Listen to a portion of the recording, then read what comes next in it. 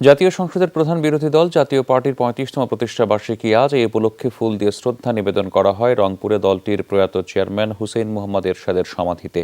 এই মুহূর্তে রংপুরের পল্লী নিবাসে এরশাদের সমাধিস্থলে আছেন আমাদের সহকর্মী সরকার মাজারুল মান্নান। আমরা এখন সরাসরি যাচ্ছি তার কাছে।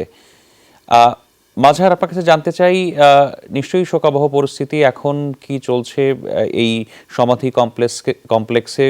কোনো আয়োজন আছে কিনা আমাদেরকে জানাবেন। আর আমরা একটা র্যালি হওয়ার কথা শুনেছিলাম, সেই র্যালিটি শুরু হয়েছে কিনা?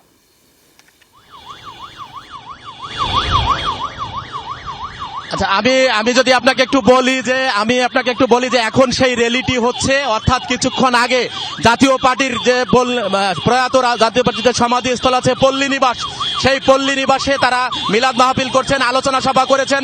এখন পুরো শহরে র্যালি হচ্ছে। এই র্যালিতে নেতৃত্ব দিচ্ছেন জাতীয় পার্টির প্রেসিডিয়াম সদস্য এবং সিটি মেয়র, রংপুরে যে সিটি মেয়র আছেন, এবং মহানগর সভাপতি মোস্তাফিজার রহমান মোস্তফা, এবং এস এম ইয়াসির, যিনি মহানগর কমিটির সাধারণ সম্পাদক এবং কেন্দ্রীয় কমিটির ভাইস চেয়ারম্যান। এছাড়াও এই র্যালিতে নেতৃত্ব দিচ্ছেন কেন্দ্রীয় কমিটির সাংগঠনিক সম্পাদক এবং রংপুর জেলা জাতীয় পার্টির সম্মানিত সাধারণ সম্পাদক এম এ রাজ্জাক।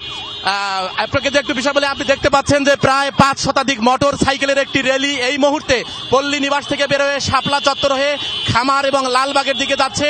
এই কমিটিতে এখানে আজকের এই আয়োজনে রংপুর বিভাগ থেকে বিভিন্ন শ্রেণীর পেশার মানুষের পাশাপাশি জাতীয় পার্টির নেতা কর্মীরা এসেছিলেন এবং তারা এখন এই র্যালিটিতে অংশ নিচ্ছেন। এবং র্যালিটিকে ঘিরে কিন্তু শহরের এক পাশটাতে একটি যানজট তৈরি হয়েছে এবং অপর পাশ দিয়ে কিন্তু র্যালিটি যাচ্ছে। এবং এটি আমরা যতটুকু জেনেছি যে খামার মোড়ে গিয়ে শেষ হবে। এবং এখানে মেয়র যেটি বলেছেন, জাতীয় পার্টির প্রেসিডেন্ট, তিনি বলেছেন যে রংপুরের যে 22টি আসন আছে, এই 22টি আসন তারা পুনরুদ্ধারের ঘোষণা দিয়েছেন।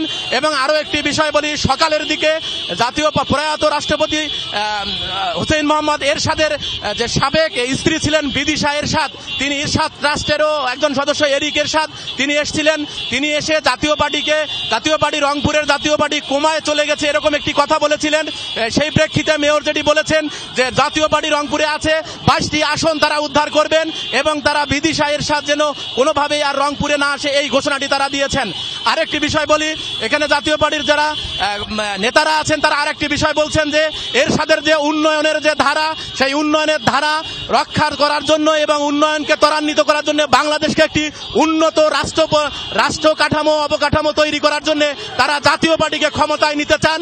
এবং আজকে তাদের এই যে 35তম প্রতিষ্ঠা বার্ষিকী আছে, এই বার্ষিকীতে তারা সেটি বলতে চাচ্ছেন। রাহাত, মাঝার, ধন্যবাদ আপনাকে।